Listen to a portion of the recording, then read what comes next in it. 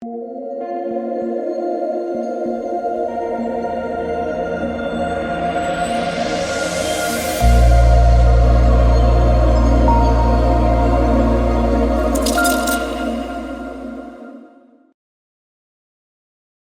actually have a good schedule this week for NBA games. Good size slates every single day, so excited for that. We have 6 games to talk about here on Monday.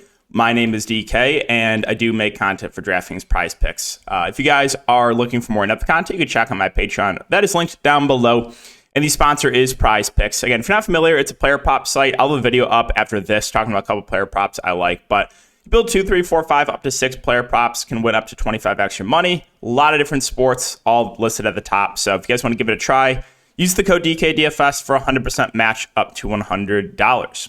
All right, so let's get into the video. We'll start off with the Pelicans and the Wizards. On the Pelican side, no Zion, no Brandon Ingram. Larry Nance status is probable, so he should be good to go. Top end guy, CJ McCollum should be leading the offense here, 8.5K. Feels a little bit underpriced. Does get a pretty significant usage bump with those two guys off the court, that being Zion and Brandon Ingram.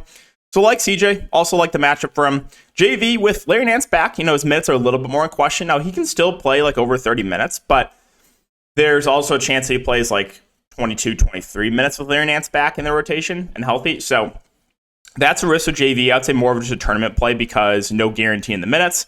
As far as these wings go, I can't wait to lose more money in this guy tonight. So frustrating. Random, massive foul trouble last game. He has not been shooting the ball well. Najee Marshall been playing extremely well. I think Marshall probably gets the most ownership. Herb Jones will get some ownership as well. And no one's going to play Trey Murphy. But I'm just going to mention that I think Trey Murphy is still playable in tournaments. We've seen some big games from him when Zion and Ingram have been off the court. But I think Najee and Herb Jones right now are just a bit safer to target. And then Larry Nance at 4.6K. Probably sees 20, 25 minutes off the bench. Playable, GBP option, but again, won't really see time alongside JV.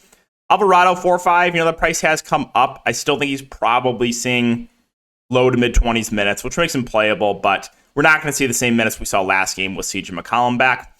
On the Wizards side, so I like the ceiling here on Porzingis and Kuzma. They get a bump without Beal. Porzingis was disappointing last game, and that game was a blowout. Kuzma also looks better. I think both are pretty solid GPP plays in KP and in Kuzma. As far as the rest of the Wizards go, Monte Morris is 4.8K. He's going to split the point guard duties right now with DeLon Wright. DeLon Wright is 3.3. Monte Morris is 4.8. Still think the minutes are a bit more secure on Morris, but DeLon Wright is going to be in the rotation and is almost the flat min price. So he's playable for salary relief. And then this grouping of Rui, Gafford, Denny, all playable. Right now, Gafford projected for the most ownership. He's probably the safest. Should see 25 to 28 minutes. Good point per minute guy. Rui's minutes not as secure. He was awful last game. Denny's minutes not as secure. He was also really bad last game. But those guys should see over 20 minutes. And Corey Kispert will start. He'll probably play 25 to 30 minutes. He's a low usage guy, so don't love it. And that's basically it. You saw some Will Barton last game. You saw some Jordan Goodwin. I'm not sure if they go to those guys again. I think that was just kind of a one-off thing. Chicago, Boston. So the positive for Chicago is their main guys are playing a ton. They're running a very tight rotation. DeRozan, Vooch, LaVine should all play a lot. Right now, DeRozan more of the GBP play because of the price point. But yeah, he will be the lowest owned for sure of this group. Vucevic and LaVine a bit easier to get to. Again, Vucevic minutes have ticked up.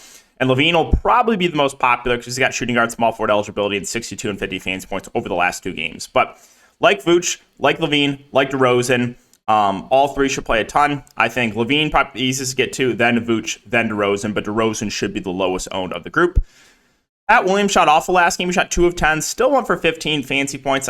He should see mid-30s minutes. I don't think you're going to get 20% shooting again from him, so definitely a viable value play. Keep an eye on Alex Caruso news. This is also pretty significant. He's questionable. If he misses, you should get around 30 minutes for Ayo Dosunmu. 34, 32, 27 over the last 3 games. He's been not great over the last few games. And then Kobe White would see backup run 28, 25, 29 minutes over the last 3 games. He hasn't really been picking up ownership, but I think he'd be a sneaky value play if Caruso is out. Drummond may or may not be in the rotation. Always somebody you can take a dart on for tournaments. And then Dragic probably sees a couple more minutes if Alex Caruso is out. On the Boston side, so no Marcus Smart, or he's doubtful, right? Yeah, doubtful. So don't expect him to play. Now, last game with Marcus Smart out, you saw Peyton Pritchard start. So Pritchard could start. They could start Grant Williams. I don't think they're going to start Brogdon. I think they like bringing him off the bench, but either way, you should get more minutes for Brogdon. So But top end guys, Tatum and Brown, they're more into secondary plays. I mean, they always just kind of just there for me. The price points are not amazing, but they still have ceilings. So they're playable, but not priorities. Brogdon, I don't expect him to start, but I do think we probably see 25 to 30 minutes from him. He's the best point per minute of these, guards. So I do like him. He's also picking up a lot of ownership, though. That's the downside. Derek White, 5.1K. Coming in with much less ownership. Not as good of a point per minute guy, but probably sees 30-ish minutes. I think he's certainly in play. The bigs in Horford and Rob Williams are fine. Horford should see low 30s minutes. He's been kind of disappointing of late. Rob Williams, good point per minute guy. The minutes haven't really been amazing on him. We should see, 20 to 23 minutes. He had a really big game last game against the Spurs, going for 41 fantasy points. Grant Williams, 3.5, probably sees a little bit more run. And then I think Peyton Pritchard gets added to the rotation. Could possibly even start. Now, if he starts, it was this game, I believe, against the Pacers. He started, played 17 minutes, so he didn't get a ton of runs. There's no guarantee if he starts that he's going to play a lot, but he could be playable if he is in the starting lineup. All right, Milwaukee and New York. So Milwaukee, no Middleton. Everyone else is in. Giannis ended to come out 12K. Had his worst game, I think, of his career, going for 12 fantasy points in 22 minutes against the Charlotte Hornets. But expect to bounce back here for Giannis. He's a guy with a super high floor, high ceiling. If you feel comfortable with enough of the value, you can definitely get to him. I do like the price point on Drew Holiday, assuming no limitations. He came off the bench here. This game was just a massive blowout. So we might be back to Drew Holiday, like normal minutes of like 35 to 38 minutes. And if that's the case, we're getting a nice discount on Drew Holiday. So maybe we'll get clarity on that. We might not. If we don't, I would be willing to roll the dice and just hope he goes back to his normal minutes. Because if he plays 35 to 38 minutes, he's too cheap at 7.4. The rest of the Bucks kind of just more secondary plays. The front court and Portis and Lopez are playable tournament options. The value guys with Grayson Allen, Connaughton, Joe Ingles, Carter, yeah, I guess they're viable, but none of those guys stand out to me. Now on the Knicks side, RJ Barrett doubtful, so you still should get a very tight rotation here for the Knicks. Randall, Brunson, we should see around 40 minutes for both these guys. Randall been playing extremely, extremely well. Jalen Brunson, again, should see around 40 minutes. He gets a bump without Barrett, so those two still look good. And then I like Emmanuel quickly in the mid-range. Got the point guard, shooting guard eligibility. Should see around 40 minutes. Just playing, again, massive minutes. Is not as high of a usage guy playing alongside Brunson and Randall, but still someone I like in the mid-range. Quentin Grimes, also going to see a ton of run. He feels priced about right. I'm going to say about Mitchell Robinson, a guy that does have a ceiling, but just very up and down because of his foul issues. And yeah, I don't think I would really consider anyone else on the Knicks. So let's move on to San Antonio and Memphis. Come on, man. This guy. Want to talk about pain this year? This guy's caused me a lot of pain. He's questionable. Jakob Poeltl's probable. Devin Vassell's out for a while. So if Keldon Johnson's out, I mean, you're going to get more usage for guys like Trey Jones, more usage for Jeremy Sohan. These value plays are going to look a little bit better. Jakob Poeltl's going to look a little bit better. So either way, I think Trey Jones is a safe play. He's got a guy that, doesn't really have a massive ceiling, but a relatively high floor. So he's like again, safe option. Jakob Poeltl did play 32 minutes last game against the Pistons. His minutes, if we see around 30 minutes from him again, I do like the price point. I'm a bit worried, though, about the potential blowout. Jeremy Sohan at 5K feels pricey if Keldon Johnson is in. If Keldon Johnson's out, though, I do think Jeremy Sohan is a guy you can look to. And then Collins, he's a bit pricey for playing the backup 5 to Poeltl. Value options. A guy like Josh Richardson, if there's no Keldon Johnson at 4K, I think looks pretty good. Langford would probably see more run. He's viable.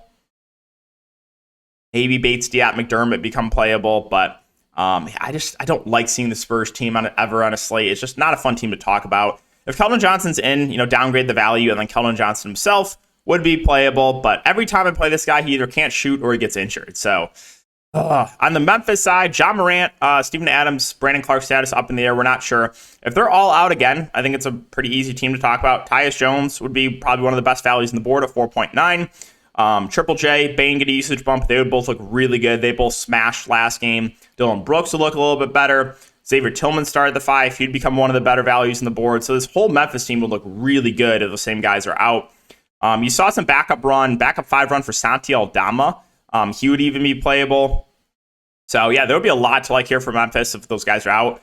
Now, if John Adams come back and Brandon Clark comes back, then it's like, I don't think there's a standout here in Memphis, but I would like the ceiling on Ja. I think Adams would still be a decent play. You could still play guys like Bane and Triple J. I think Bane would be my favorite kind of secondary option on the Memphis side. So, the news there is huge. Lakers and Nuggets. So, LeBron is probable. Russell Westbrook is probable. The Lakers have been playing better of late. They've been playing better of late. They're still pretty short-handed. Troy Brown Jr. is questionable, so we'll keep an eye on that one. As far as the top-end guys go, I'm totally fine if you want to get to LeBron at 10-9. Obviously going to have to do everything for the team. Russell Westbrook off the bench at 7-7 should see low 30s minutes. He's been playing pretty well of late, basically 50 fantasy points in the last 3 games. Thomas Bryant, if he can stay out of foul trouble, I like his ceiling. I'm a bit concerned about the matchup, though, against Nikola Jokic, but do like his upside. Dennis Schroeder at 5-7 is still playable in the mid-range. Should see a ton of run because his team is shorthanded. Patrick Beverley's 4.1. He probably sees mid-20s minutes. He's playable. Value-wise, if Troy Brown's out, then you start getting guys like Nunn and Christie in the rotation. JTA, Wendy Gabriel might play a bit more. Gabriel right now playing a lot of the backup 5. He fouled out. If Bryant gets in foul trouble, Gabriel will probably get extended a bit. If you want to take like a dart throw on Kendrick Nunn at 3-3, you can. Again, Max Christie saw rotation minutes. JTA saw rotation minutes, but none of those guys are really great point per minute. So let's move on to Denver. Denver, pretty easy team to talk about, fully healthy. Love the matchup here as long as the game says competitive. Jokic, if you can afford him, looks great at the top. Like the ceiling on Murray, Gordon, and MPJ. There's no priorities for these secondary guys, but all 3 of these guys have shown a ceiling. Bruce Brown feels a bit pricey off the bench. Bones Highland at 4-9, been playing a bit better of late, but minutes still not amazing. More of a tournament-only play. KCP, you always know what you're getting out of him, around 30 minutes. Whether or not he makes his shots, I can't say, but if he does, he can have a pretty good game at this price point. And then probably it. Kankar at 3.1. Kanchar, however you pronounce his name, is going to see rotation minutes if the game blows out. Probably sees a little bit more run. And finally, Orlando and Sacramento. On the Orlando side, like the matchup here as long as the game stays competitive. Paolo Banchero, 8-2. Been playing a bit better of late. Should see, I would say, mid-30s minutes. I think he's a good tournament play. Franz Wagner feels a bit pricey. Wendell Carter Jr. I think is safe. We're going to get around 30 minutes from him. Pretty good point per minute guy. Probably gives you around 30 fantasy points. The point guards, I like the ceiling on that, but they're more tournament plays with Markelle Fultz and Cole Anthony. Fultz had a big game last game. This guy seems to always be up and down, though. Same with Cole Anthony. So those 2 more tournament plays. Mo Wagner is definitely too pricey for me. Jalen Suggs, not seeing enough minutes yet for me to get him at 5K. Only saw a 16 last game. Gary Harris has been starting, but been seeing low 20s minutes. Probably can find better value, and that's going to wrap it up for Orlando. So finishing up with Sacramento, Domantas Sabonis, 10-5. Probably gives you 50, 55 fantasy points. Ceiling for a bit more. Dealt with a bit of foul trouble last game. I think he's a good spend up if you can afford him. De'Aaron Fox will probably be quiet for the first 3 quarters and then completely take over in the 4th quarter because that's just how it's been going lately.